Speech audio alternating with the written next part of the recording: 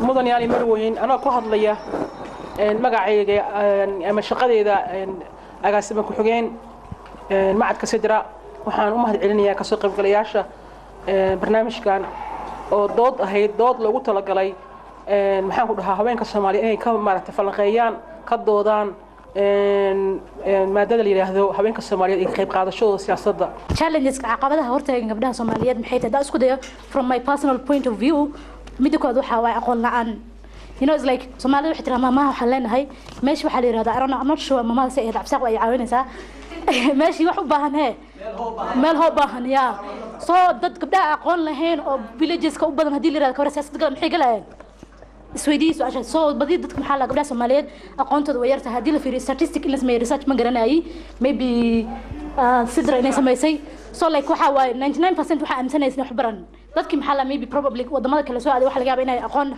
privilege yeeshaan aqoon yeeshaan gabdhii Soomaali joogo aqoon ma laha markay maxaa madax soo qaad waxa leeyahay na guursa gabar tahay gabar 20 sano soo garto waxa leeyahay waa gabowday soo aqoon ma laha basically aqoon la'aanta keenayso soo waxa fiicnaan ما هلا وحي لقى قبل لها challenges كبيزك اللي كهلا يا بدك لو حوا دقن cultural taboo جرو دقن كم حليه وحكو كل كتير قرينا قبله إنه واحد قبسن قرين واحد نقون قرين وحليه فدي سجور قاس فدي وأنا قبل وحوا شرفت هذا وحوا إنه واحد شاء محل هذا قرية هذا دقتها واي so دقن كاسنه cultural taboo which dictates Somali women in guryaha fadhiyana taasna ugu jira mid kale waxa jirto dumarka Soomaaliyeed sidii madaxa yacni as la psychologically wala gumeystay waxa laga dhadhacsiyay inay waxba noqon karin waxay aaminayeen waxba ay noqon karin belief kaas intay iska saarna ayaga wax ma noqon karaan because ayaga wax ku leeyihiin maxaa aniga waxa rabaa inaan iska noqdo naar sir miskan yar because ayada yaa aaminaadeeda waxa maskaxda ku jirta inay waxba noqon karin soo wax ma noqonayso taasna way jirtaa xirfado badan iyo bahalka shaqo empower mid badan ma ka jiro Soomaaliya gabdhihii la leeyahay wax waa qaban kartiin wax taasna way jirtaa waxa fiicnaan lahayd media ana hadda ma arkin channel Soomaaliya oo dhahayo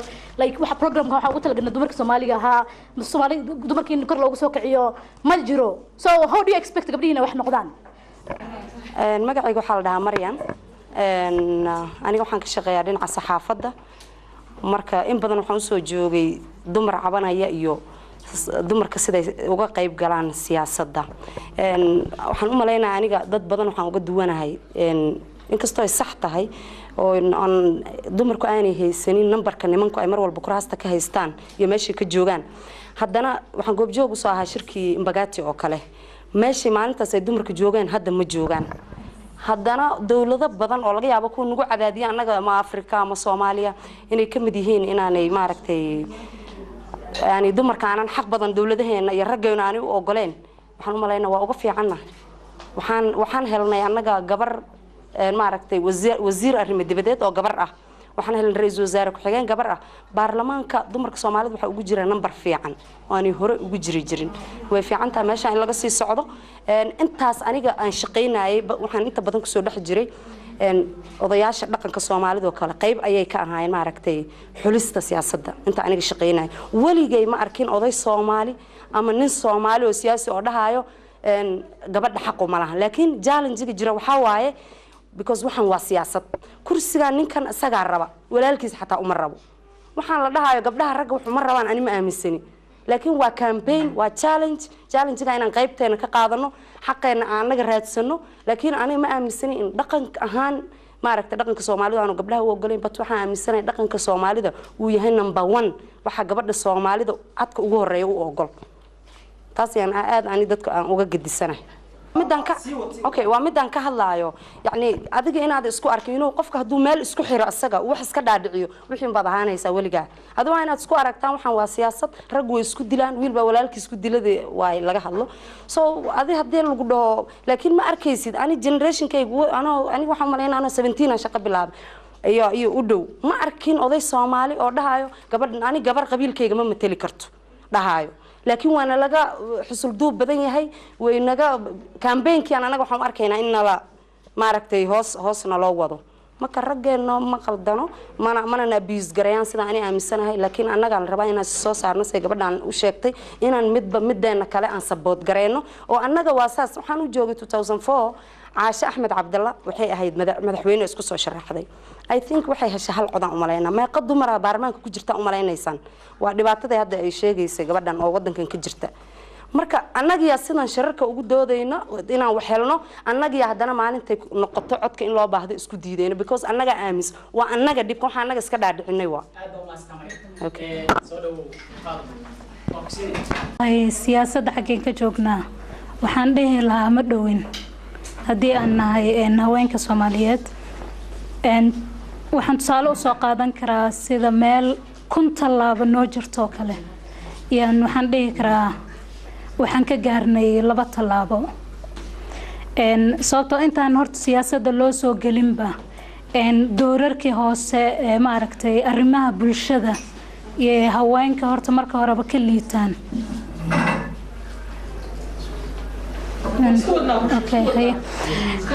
waa run meel hoosan ka soo bilownay in gabadha haweeneyda ah la dhaho waxa la baro dugsi hoose ha la baro sare ha la baro waa kuwan hadda jaamacadihii wada dhigta oo reerkoodii ma aragtay wax bareen markaa rabtid qof ahaan gabar ahaan inaa wax noqotid waxaa u baahan tahay kaliya in familkaaga uu ku taageero haddii familkaaga ay ku taageeraan oo wiilasha kula dhasho kale sida wax loo bare loola dhaqmade kula dhaqmaan meel waa gaari kartaa laakiin siyaasad markay noqoto ma ahan wax gabar Soomaali markaa tahay waxa adiga ma aragtay go'aankeeda leedahay inaad gaartid haddaa tiraahdo haddaa leedahay waxyaabaha looga baahan yahay in qof madaxweyne uu noqdo gabarna aad tahay haddii ma aragtay familkaaga ku taageeradan ku noqon karin adiga waxaa tahaadan ku noqon karin laakiin waxaa u baahan tahay in bulshada Soomaaliyeed ay ku taageerto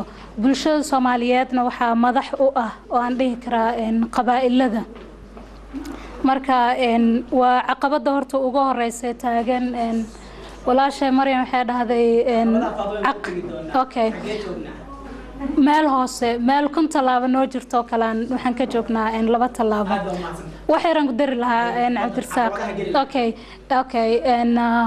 dhaqanka Soomaalida oo kale sida gabdhaha u liidaan sheeko aad u xiiso badan waxaan ka maqlay Wajeer Northeastern gabar la dhaho qaali qofkii gabar taksiilaha qaali la dhaho qofkii Wajeer ka yimid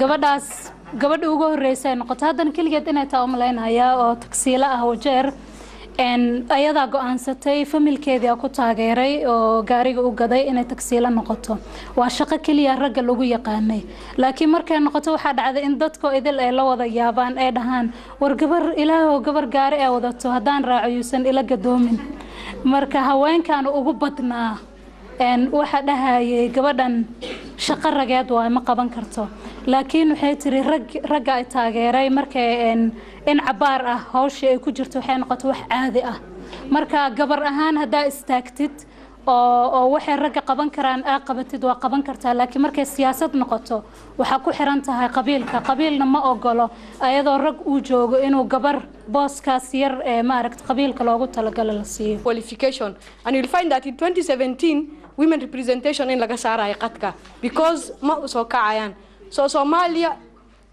chance hadina la siiyo maxaa waaye maxaa la de every leader inuu leader kala soo saaro waaye the few that we have in Somalia maxaa laga rabaa inay mentorship u sameeyaan few others to come up because boss hadina la siiyo because hay'adaha joogan Somalia foreigner haysto constitution ka wala badali kara 50% wana looga dhigi kara but do we have people to come who can stand up and fill those positions that is the question. My name is Faiza. Yeah, women in Somalia are basically considered to be like second-class human beings, that men are superior. We live in a patriarchal society whereby men do dominate and it's the order of the day. So you find that one of the challenges that women do face when it comes to establishing political movements, vying for seats, and even when they do vie and get elected into positions, some of the challenges that they do face when it comes to formulation of policies or implementation, you find that women lack voices. This is basically brought about like the issue of finance, the issue of resources. You find that to become a parliamentarian, you need funding to vie for positions. You need it's the word of Somalis that we are corrupt, that we shall buy votes. So you see, when a Somali woman, let's say she's a Harvard graduate, but she doesn't have $100,000 to buy votes from up to 20 MPs, you find that it becomes a major challenge. She has the knowledge, she has the ability, she's meritocratic, but yet again, she cannot buy the position. So the issue of corrupt, when it comes to lack of access of resources, a woman believes a man owns the resources. Let's say like now me, if I'm to vie for something, I have no money in my account, I'll have to source it from my father. But my father will not give me because he's of the idea that I'm a woman. The other question is the issue of patriarchy challenges. We live in a male-dominated society, so no day will a man accept a woman to lead her. A good example is Honorable Mother Karuaya when she was vying. In the voters list, we had quite a great number of women vying, but she ended up receiving the least number of votes that you can even think it's only her family that vied for her. The question of Somalia, you're saying the lady who vied for mayor, whereby she received only 1 vote, that is the question of male domination. They wake up in the morning, the father has decided we are all going to vie for Mr. Mr. Hebel yani. Marka, you find due to the lack of family support, that is a great challenge. She'll end up receiving the least number of votes. The other question is, what is the view the women, many say that women are weak to lead. So that is also another challenge. How people view, how people perceive women to be. At the end of the day, you're weak, you won't lead. So those are some of the challenges that like hinder women's political ambitions, aspirations, and all that. And then the other thing, it comes to parliament. Let's say the Honorable Minister for Women and Human Rights, Puntland. I really admire Puntland. They are more of meritocratic. That is, they believe in only the learned and the educated people can lead. So you find if, for example, the Honorable Minister Anissa Haji Momin, when she takes it that today I will bring up a draft and stuff, you'll find that back in her ministry she'll need the support of fellow men. But for them to come up and like endorse it, it will be a little bit hard. Women are believed to be weak, so I think it's high time we rise, be like women like Anissa Haji Momin. I don't know if maybe there are others like her, but it's all about believing in yourself. That is a major challenge among we women. Okay. صفي أنا أقول مقلة أنا وفرحتنا هنا الدعاء بنتين أو أنا مانتي أنا ما أعرف الشركة اللي قالت أنا وفرحتنا وأنكم محتدين. aad baa u mahadsan tahay dooda maanta laga hadlayayna waa tan oo barnaamijka haddii aad si fiican ii maqashid waxa laga hadlayay maanta ama groupka ama forumka meeshan fadhiya ka doodayeen gabdhuhu siday uga qayb qaadan karaan dhaqdhaqaaqyada siyaasadeed ee jirta marka waxaan rabaa inaan kugu soo dhaweeyo waa dhowaan madaxweyne ku dhihi doornaa laakiin hadda waxaan ku leeyahay musharax marka koobaad soo dhawow marka labaadna su'aasheeda koobaad aan jeclaan lahaa aniga iyo saaxiibada ila jooga inay ku weydiiyaan waxa weeye heerka gabdhuhu maanta ka joogaan siyaasadda waa heer intee leeg hal daqiiqo inaad noo sheegtid qodobka koobaad oo dooday noo ahayd adiguna aad nagala qayb qaadatid halkaas aan jeclaan lahayn bismillaah rahmaan rahiim walaalayaal assalaamu calaykum kulliina horta maarta horta dumarka ka ciyaarayaan siyaasadda Soomaaliya waxaan u arkaa inay aad u liidato si waxaana ka wadaa markaan dhaho aad u liidato sababtoo hadaad fiirisid jibooyinka noola qoonteeya ama kootageeda siiyey in maarata aan buuxin weyno oo xataa lagu cariiriyo oo kadibna maxaan ku dhahaa ay rag qaataan marka waxaad u malaynaysaa inaan afka maarata aan aad ku dhiirigelino oo aan sabcino oo aan raggeena weliba aad u sheegaan inay dumarkeena maarata muuqdaan oo ay siyaasadda ku jiraan laakiin qof walbaba oo qolkaas dhex fadhiya maantadan waa ka dheragsan waana la socdaa in kaalinta oo maarata dumarka ay siyaasadda ka qaataan iyo aad daciif u tahay oo maarata aan saani si ka fiican laga rabaa in maarata ay ka noqoto marwo sidaad ka dhawaajisay dadka meesha joogana ay wada qirsan yihiin siyaasadda waxa la yiri gabdhuhu waxay ka joogaan heer hoose maxay tahay caqabadaha haysta gabdhaha waa la ogyahay qof walba waa ka dagsan yahay caqabada ama dhibaatooyinka dumarka haysto dumarka horta waxa dhibaatada haysto tan ugu weyn waxa waaye in la liido oo la yiraahdo maxaan ku dhahaa ka soo qaado kala taliira maadaama hormoonkeedu uu kacsan yahay bishii waxaa laga yaabaa hal mar waxaa laga yaabaa hormoonkeedu inuu kacsan yahay marka qofkan qof wax loo dhiibi karo ama wax lagu aamini karo maaha aqabada kale oo loo isticmaalo oo aad iyo aad aan u arkay oo aniga siiba la isticmaalo waxa waaye in diinta si qalad loo isticmaalo la yiraahdo diinta lama ogolo oo maartay dumar looma ogolo inay jiro qabato ayadoo la ogyahay ka dhagsanay Soomaaliya inaan diin lagu dhaqmin ama aan lagu dhaqin maartay tan kale oo aad loo isticmaalana waxa dhaqanka oo la leeyahay dhaqankeena kuma jirto in dumar meel soo istaagto ama la maqlo ama ay muuqato waxaan dhan waa waxa oo maxaan ku dhahaa si qalad loo isticmaalo oo rabad lagu takoor lagu liido dumarka sababtoo ah kulligeena waa ka dhagsanay to start with, women are the majority in this country. But did they elect Martha Karua? No. They didn't. So women ourselves, we are enemies to ourselves. But we're not actually enemies because we do not want Martha Karua. It's our culture. That's how we grew up. You know, you're socialized that power does not relate to women. Is that not so? We put power to men. That is the patriarchy. But in history, Kenya and Somalia alike. When you're talking about history, Kenya and Somalia alike, women were participating. Women were very important, you know, part of the system, part of the country. They were actually participating socially, economically, and politically. That was what you call the matriarchy. But you're in a society where the men rule, the patriarchal society. We have to get into that. So that even now, as women, we are an enemy to ourselves. We do not, you know, relate power to women. So before we blame men, let's blame ourselves because we are the majority. If we decide today that we are going to have majority women in parliament, in politics in Somalia, we will have that. Then what should we do to have these women there? First of all, we're actually taken aback when it comes to education.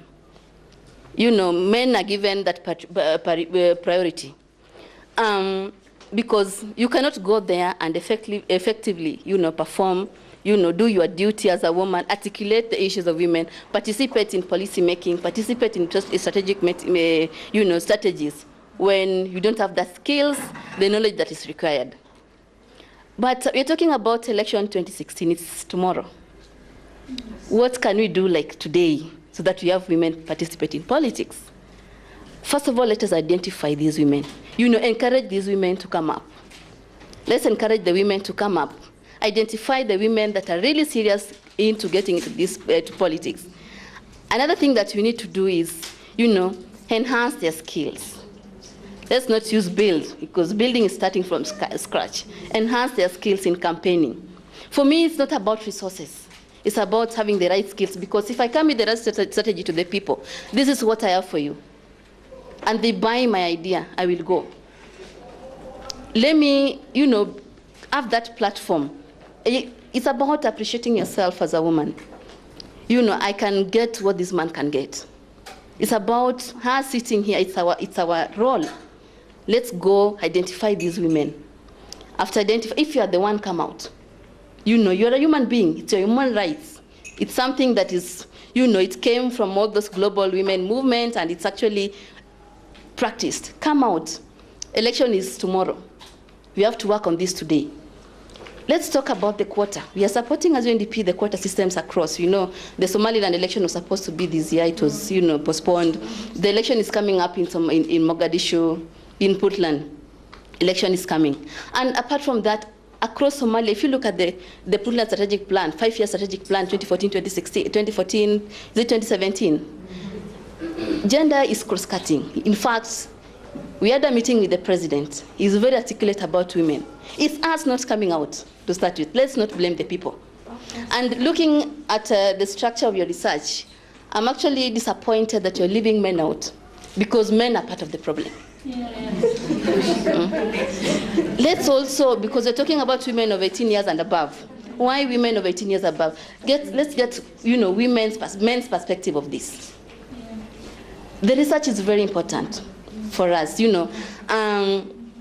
Part of my work is to update, you know, the data for Somali women in Somalia every year. I'm working on one now. But getting that reliable data, just as she says it comes from these white-skinned people, you know. You cannot rely on it. It's not from those people. And getting that data from the people, you know, the real thing from the people of Somali, it's very important to us, that source. Because when you're talking about enhancing or, you know, enhancing the socio-economic and political aspects of Somali people, development, you cannot talk about that when you don't have the data. You have, for example, a program for Somali people. Most of the programs that are gender blind. You know, you just throw them. You just throw them. But you don't know how women are affected, how women are going to benefit, how are they going to participate. How men are affected, are going to participate, are going to benefit from this. So we really need to have this data, and I'm very happy about this research, and I'll be happy to participate during the, you know, the launch or the findings of the research and how we can move ahead with it.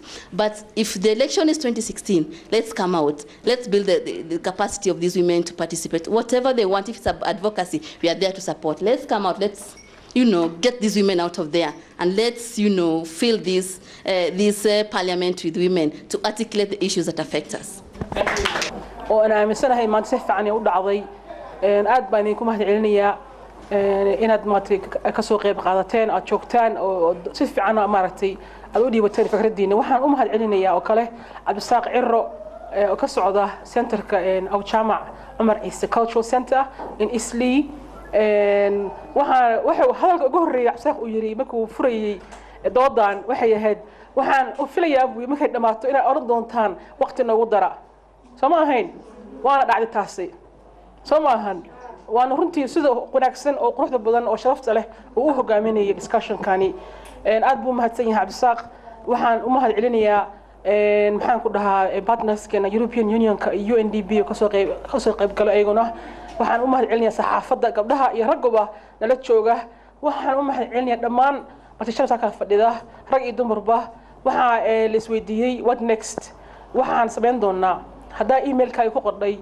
ليستيجا attendance sheet إن شاء الله وحنا نقدر دونا mailing list يجينا أو سدرا ما فهمتين mailing list بعلنا هاي وحنا صورنا policy brief وحنا صورنا discussion papers وحنا لنا ويب سايت وحنا لنا هاي محن كده social media Google Plus LinkedIn Twitter Facebook كل وانا جهلي كدان وحنا إن شاء الله هاي إن نيروبي كبعدي أن تكون مقدشة يهرجيستا يميل بدل وكل الدول الصومالية أيها هوين كدياسبر هبا إن المرة تلحريرنا وانترفيو كقادنا ريبوت كاسيسون وقدر ريبوت موتشينا يا أما صور في عنك بحنا يا هوين كصوماليات ماشي شوغان به فكرت دودا أركت دودا أيها كقيب قادة شو دودا أرمها قصية هوين كصومالية شوغا أيه سياسة دا وحنو مهالعلني يا فاضل من طيب قاسم أو وقت قد قالي عن السياسي oo noo hortay maanta inay maartay ka soo qayb qaadato